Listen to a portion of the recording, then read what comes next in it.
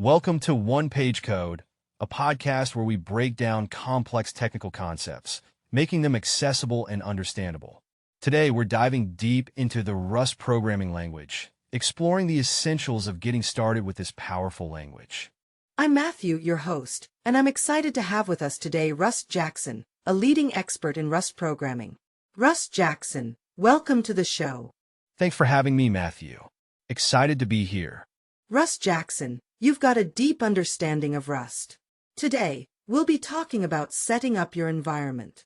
What are the initial steps in setting up a project for someone new to Rust? Okay, Matthew. First up is installing Rust itself. It's essential for compiling and running Rust code. So, rustup, what's that all about? A tool for managing Rust versions? Exactly. rustup helps you install and manage different versions of the Rust compiler and other associated tools. It's a crucial step to ensure compatibility and make your development environment reliable. Why manage different versions? Isn't sticking to the latest the best way to be up to date? Well, that's often the ideal, but different projects may require specific Rust versions. rustup allows you to switch between them easily. So, a project might have compatibility issues? Absolutely. Just like any software, you need to ensure the tools used work well together. What are the advantages of using rustup compared to just downloading the compiler directly? rustup gives you a consistent and manageable environment. You have tools for updating, managing versions, and more. So, you're saying it's cleaner and more organized? Exactly. You get a much better experience by not having to deal with potential issues from different compilers coexisting. Now, about this stability thing for Rust. What does it imply, The stability promises that code compiled with a particular Rust version will still work with newer versions, meaning your code will largely stay functional. That's great to know. So we've discussed installing Rust. Now, what about the book's approach, and how does it account for various Rust versions? Well, the book focuses on the stable release of Rust, which ensures its examples will continue compiling with other stable releases. While newer versions might have minor changes in output, warnings, or error messages, the fundamental code should still function as expected. That's a relief. Thanks for making that clear. My pleasure. So, if you want to explore alternatives to rustup, how does that work? The Rust website provides alternative installation instructions for those not wanting to use rustup. That's a great way to account for different preferences. Absolutely. It's important to provide flexibility. Okay, fantastic. We've covered the initial setup steps. Great introduction to Rust. Thanks for having me. Podcast outro music begins to fade in. rustup, huh? So, Russ Jackson, how do we actually install Rust on Linux or macOS? It's a bit more than just typing a command, right? Yeah, Matthew, it's a little more involved than that. We use a tool called rustup. It downloads a script, and this script installs the latest stable version of Rust. So a script? Like a batch file or something? Exactly, a shell script. You just type that command into your terminal. curl https://sh.rustup.rs, ssfsh. Wait, what does that whole command do? Break it down for me. Curl downloads the script. https://sh.rustup.rs is the URL where the script is hosted. SSF tells curl to download it silently and securely. Then sh pipes that script to the shell, essentially telling the shell to run it. Okay, I'm following. So, this is the installation script. Why a script instead of a normal installer? It's generally more portable, and also it handles adding Rust to your system's path automatically. Automatic Path Addition. How does that work exactly? The script configures your system's path environment variable to include the directory where the Rust executable's live. So it makes sure the computer knows where to find Rust commands? Precisely. After installing, the system should automatically add Rust to the path after the next login. But there's a way to do it right away. How do we do it right away? If you need to use it now, you can run source $home/.cargo/env in your shell. Another way is to add a line to your /bash_profile file that permanently modifies the path. Why will we add it to our profile? To have Rust accessible every time you open a new terminal without having to run the source command again.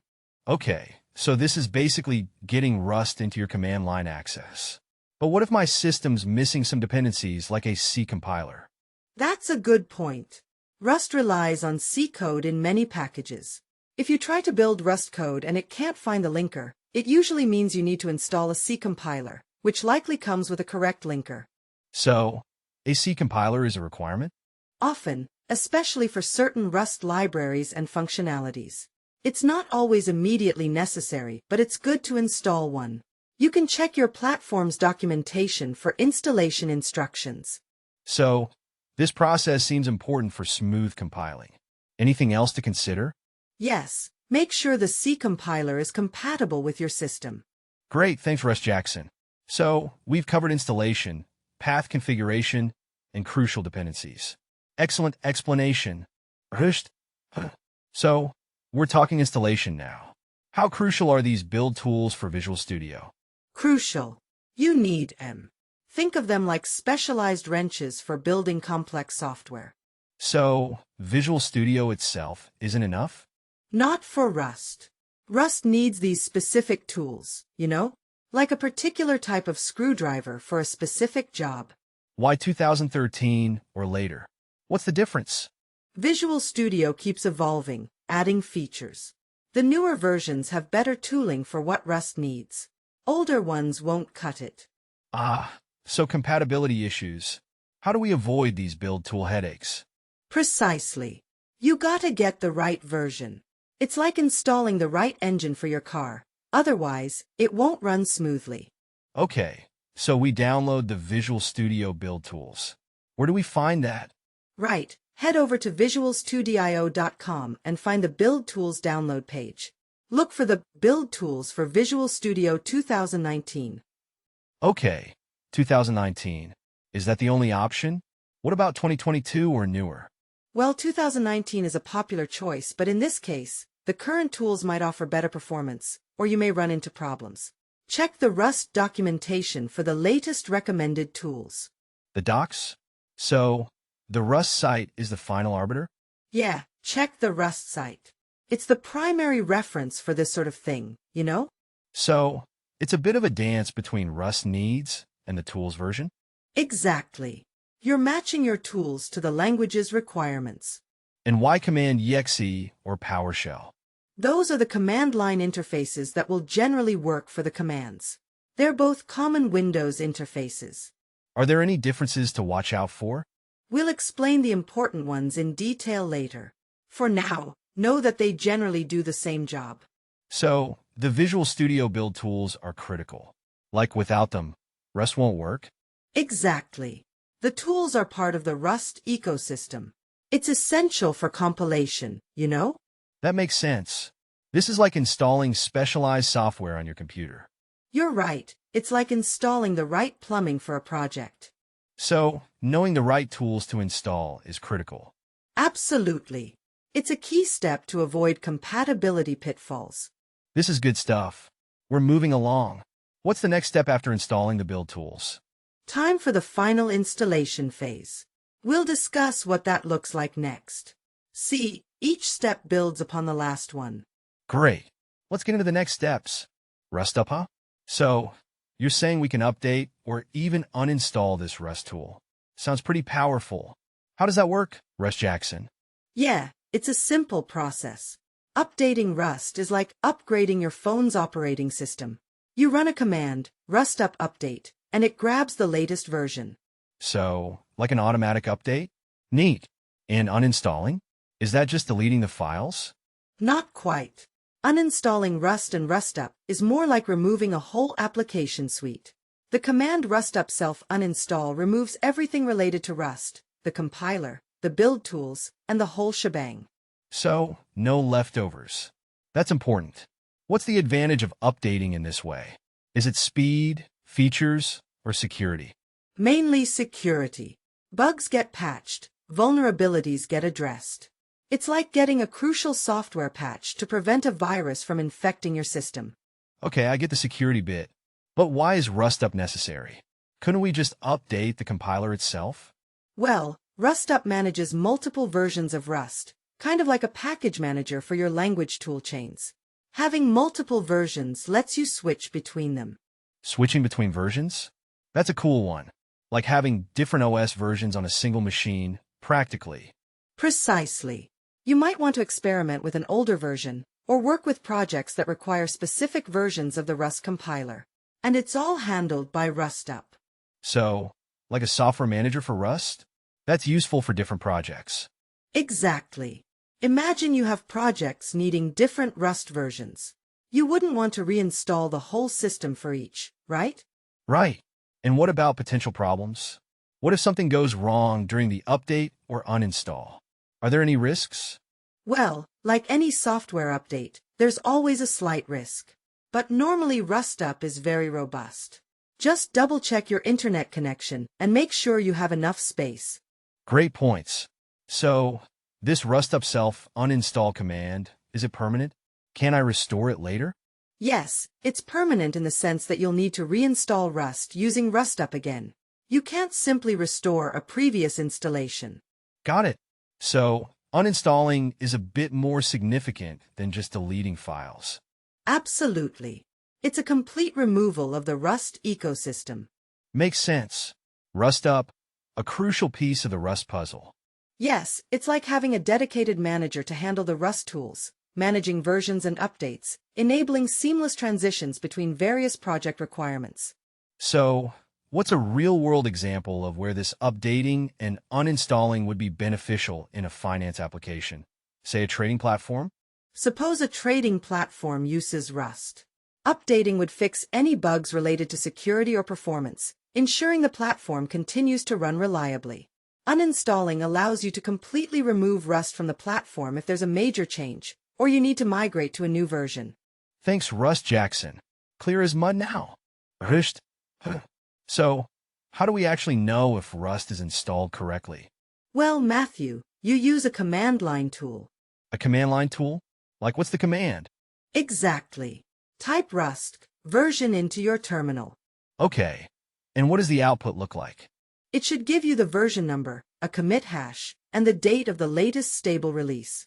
Like Rust 1.70.0, D731EE59B, October 27, 2023. So, if I don't get that, there's a problem? That's right. If it's Windows, you might need to check your system path environment variable. Environment variable? Can you explain that, Russ Jackson? It's a list of places where the system looks for programs. If the system can't find the Rust compiler, this is often the culprit. So, what if that's all good, but Rust still isn't working? Well, that's where the community steps in. There's official Rust Discord. A Discord? That's a good place for support.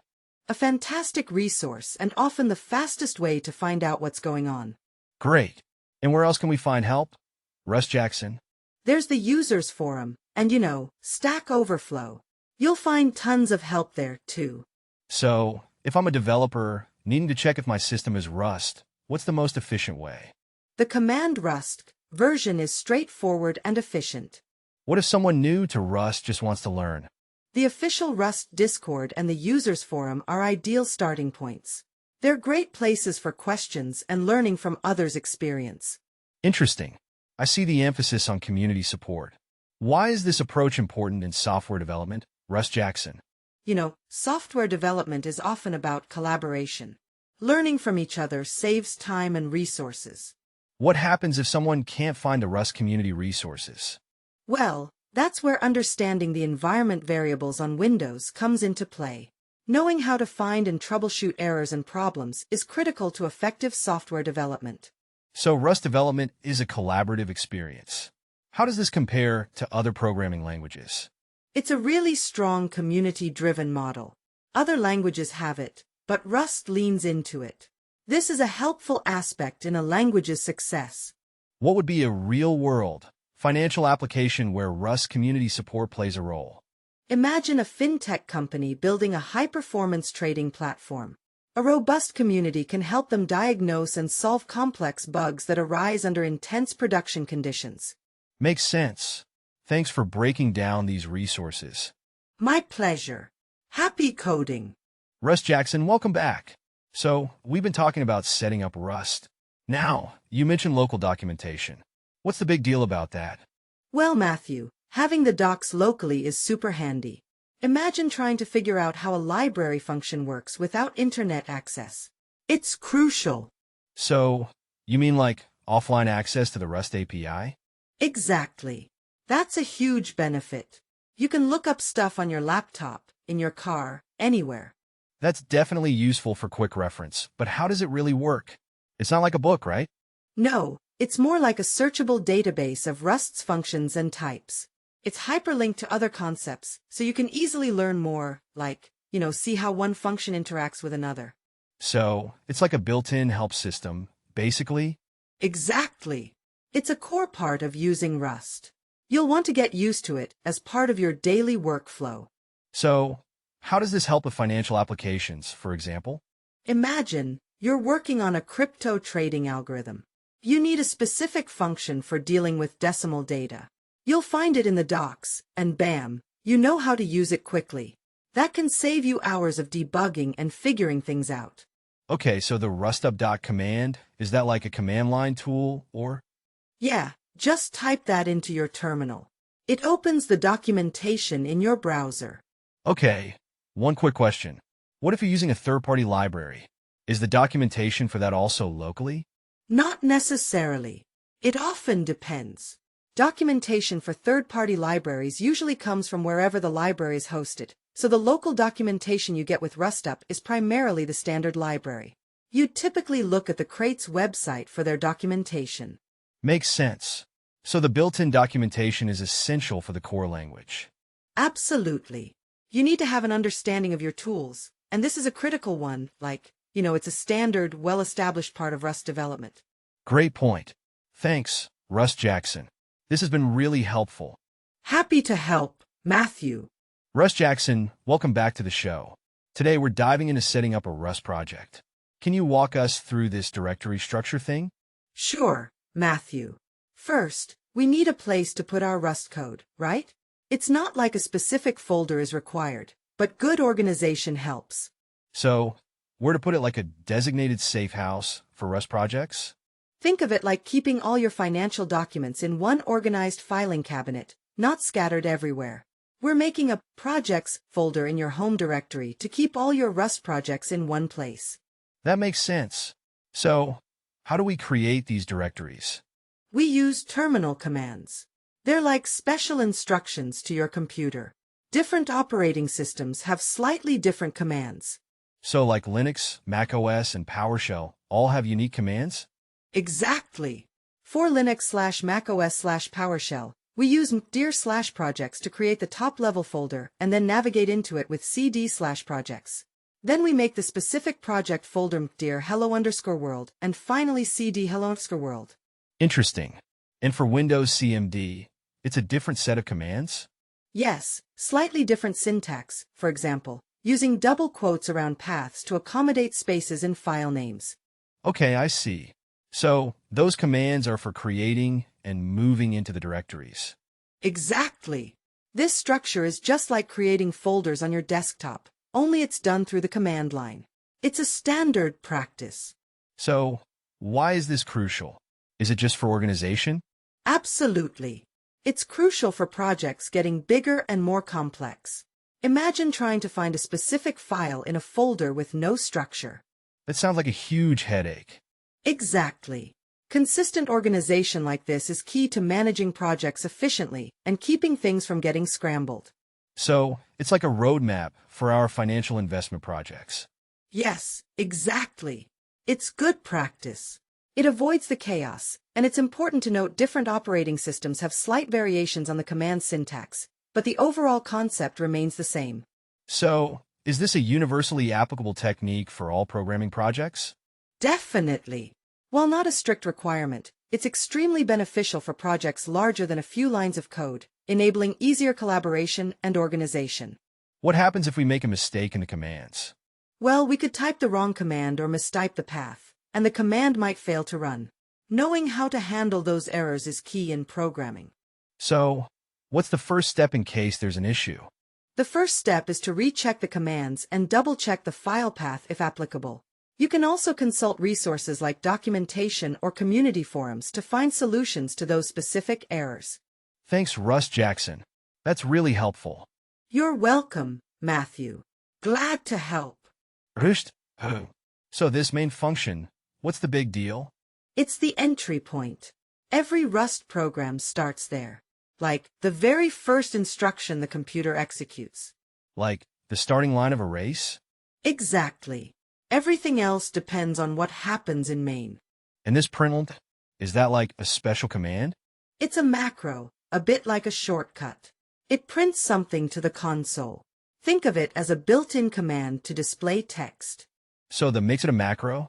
Yeah, tells the compiler that it's a special macro call, not a regular function. So, hello world gets printed out?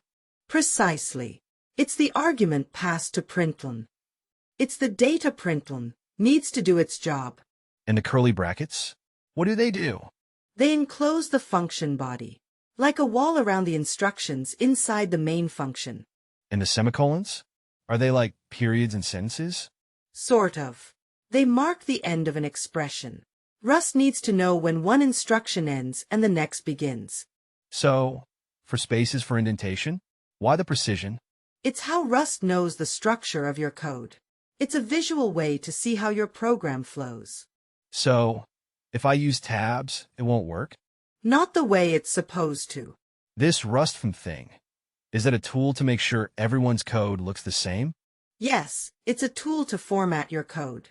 Helps keep projects consistent, like a style guide, making code readable. So, is rustfm mandatory for every project? Not really. It's a tool to promote consistency. But it's a helpful way to standardize code across projects. So, main has no parameters and no return value. Is that always the case? Well, not always. Parameters can be added in the parentheses, and it can return things too. But for hello world programs, it's standard. What if you want to print something different? You change the string inside the quotes, like printing your name or the current date or whatever data you need. So, how does this relate to financial apps? Well, the structure, functions, macros, and how data is handled is a foundation for all kinds of applications, including financial ones. Imagine validating a stock price or managing accounts. These tasks all need to be organized, and Rust gives you the tools to do it. Is there any particular advantage for financial applications? The speed and memory safety of Rust are key, especially in high-performance financial systems where speed and security are critical. How does the structure of this code reflect on the structure of a whole program? This main function is the program's entry point. The rest of the program is structured as other functions, each with specific tasks. These function calls are linked together, like a chain, to execute complex processes. Got it. So, it's like the foundation, right? Precisely. A robust and well-structured foundation for building more complex financial models. Okay, so println is a macro, not a function, and rustfm is for code consistency. Correct. Sounds like a solid foundation. Hey, Russ Jackson, welcome back to the show. So, we've been talking about Rust, and now you're telling us about compiling and running. This is a pretty fundamental concept, right? Absolutely, Matthew. It's a crucial difference from, say, scripting languages. Can you elaborate on that? Why are these steps separate? Compiling translates your human-readable code into machine-readable instructions that a computer's processor can directly execute. It's like translating a book from English to Chinese. The meaning stays the same, but the form changes completely. So, compiling is the translation? What does running do then? Running is actually executing the compiled code. It's the computer doing what the translated instructions tell it to do. Think of the Chinese translation. Running is the Chinese person reading and following the book. Okay, so why is this important? What's the advantage of separating compilation and execution in Rust? It gives you this amazing portability. Once your program is compiled, you have a standalone executable. You can give that to anyone, and they can run it without needing to install Rust. It's really powerful for software distribution. That's cool. So, how does a user actually do this compiling and running in a basic Rust project? You use the rust command followed by the name of your source file, like rustmain.rs. That compiles it. Then, you execute the resulting file with the appropriate command, like /main on Linux/macOS, or .\main.exe on Windows. So, you get a binary output instead of a script? Exactly. Imagine a recipe, your source code. Compiling is like creating a detailed set of instructions for a machine. Running is the machine following those instructions. What are some key differences between a compiled language like Rust and an interpreted one, like Python? Rust compiles before running. Python interprets while running. This separation in Rust lets you make powerful, portable executables. With Python, you need the Python interpreter to be available. A clear analogy. What about debugging aspects here? Yes, the .pdb file is like a detailed map helping you find the errors in your compiled code. So, what about sharing the code then? You can just give someone the compiled executable. They don't need Rust installed, just the computer. And what's the trade-off in this process? Compilation takes time. Interpretation is faster for initial development, but compilation is better for long-term deployment. Fascinating. So, in summary, compiling isolates and translates the instructions for a machine, while running executes the translated instructions. This leads to portability and a standalone executable. It's a different path than interpreted languages, each with its own pros and cons. Exactly. This fundamental difference underscores the unique capabilities of Rust in terms of deployment and distribution. Thanks for the breakdown, Russ Jackson. That makes perfect sense. Hey, Russ Jackson, welcome back. So, we're diving into Cargo now. What exactly is Cargo, and why is it important for Rust development? Cargo is Rust's build system and package manager. Think of it as the organizer for your Rust projects. Organizer? Like a filing cabinet for your code? Precisely.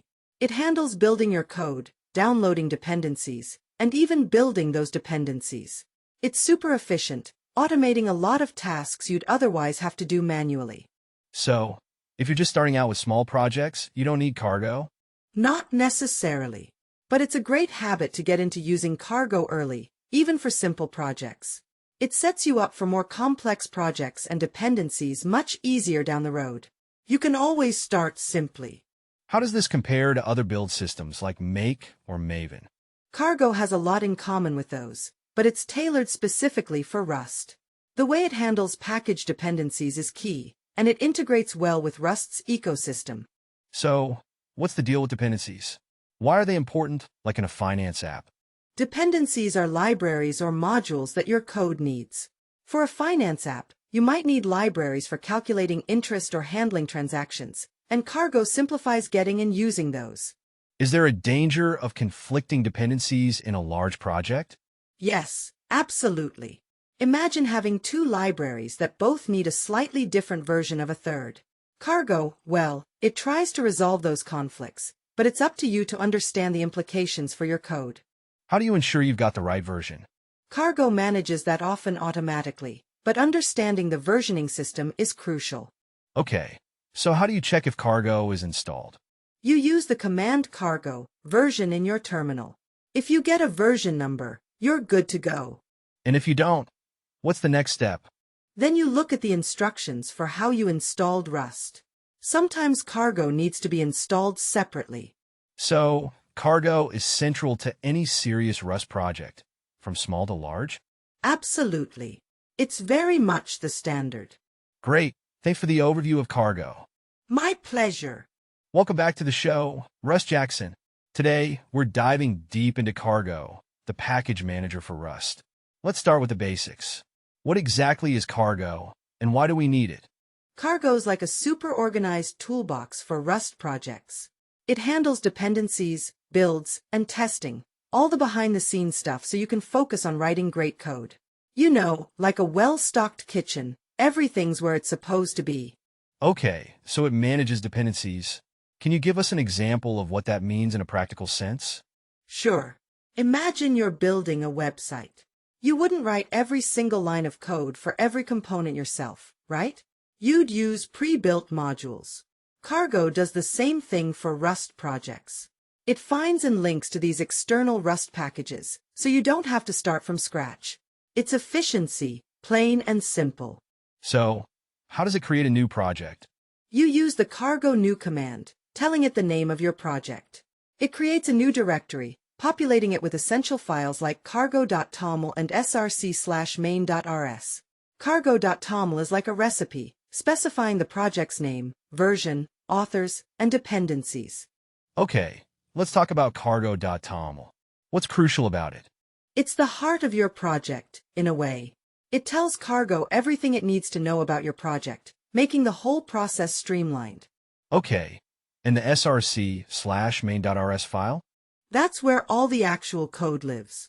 It's like the recipe's steps, the instructions that execute your program. Why is it structured like this, with code in src and the config in the top level? Organization is key. The top level is for project-level files. Think of documentation, README, license, and configurations like the ingredients list, oven instructions, and the overall recipe. The src folder holds the code, the actual ingredients for your project. It's much easier to manage that way. What about the dependencies section? That's where you list any packages or libraries that your project relies on. If you're building something elaborate, it might call on multiple different packages. So if you're building an app that needs a database connection, you'd list the database crate there? Exactly. Cargo will find and download the necessary libraries. So you could see that as a way to avoid code repetition? Exactly, maximizing reusability of existing, tested code. What are some potential pitfalls to watch out for? If your cargo.toml file has inconsistencies, or you have typos, you might face build errors. Also, if you have conflicting dependencies, it could be a problem. Say I have an old project that isn't using Cargo. How do I convert it? Move your code into a src folder, then create a cargo.toml file defining your project. That makes perfect sense. Cargo makes working with Rust so much easier and more organized. Thanks for that, Russ Jackson.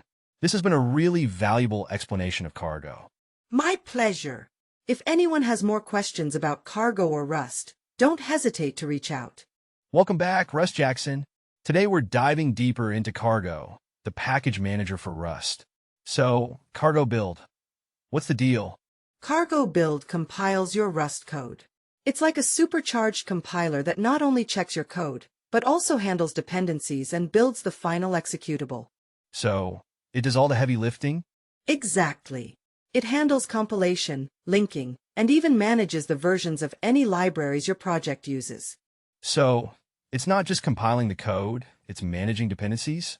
Like, the components your project needs? Right, just like a construction project needs various tools and materials. Cargo handles those dependencies, ensuring everything works together seamlessly. It tracks the versions, so you don't accidentally use incompatible versions. In this cargo.lock file? What's the story there? That's the crucial part. Cargo.lock saves the exact version numbers of your project's dependencies.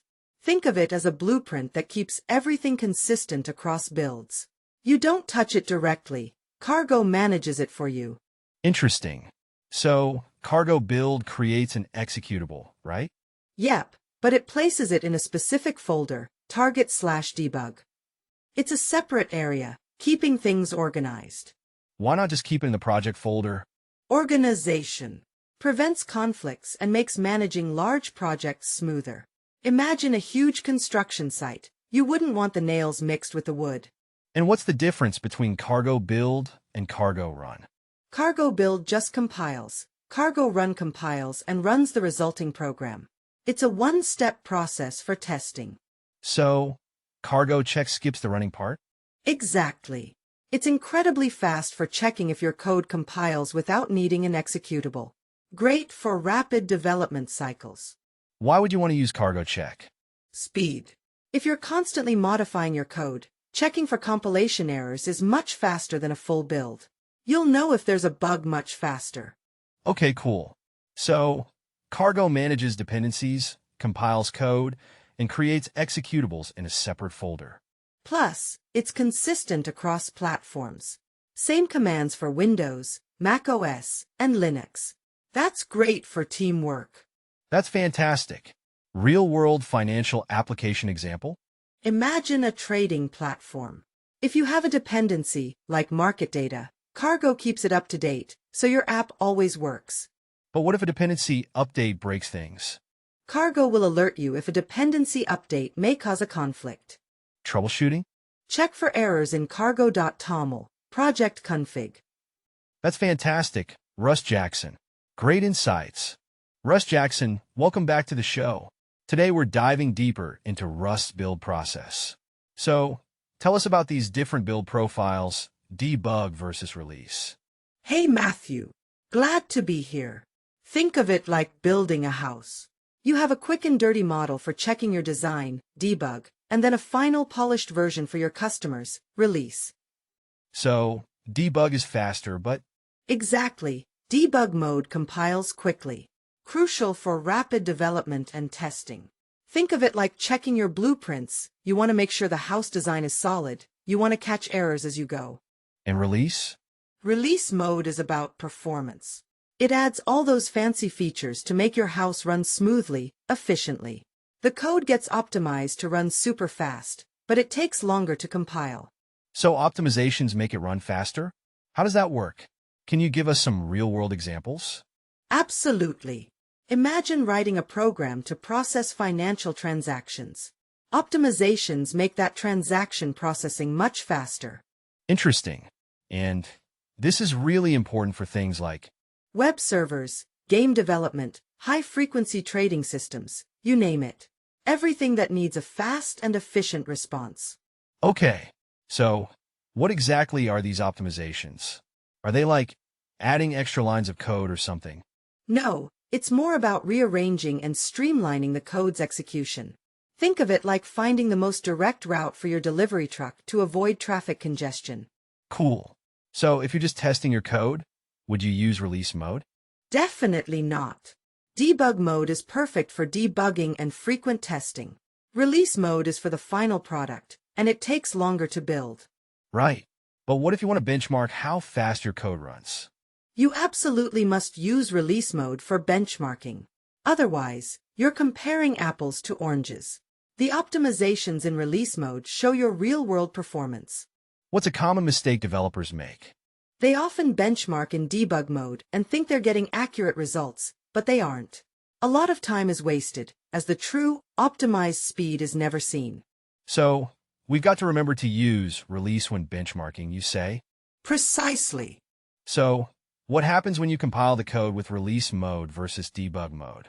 You get a totally different output. The debug output is for development, so it has extra information to help with debugging. It is quick to compile. The release output runs super fast and has no extra information.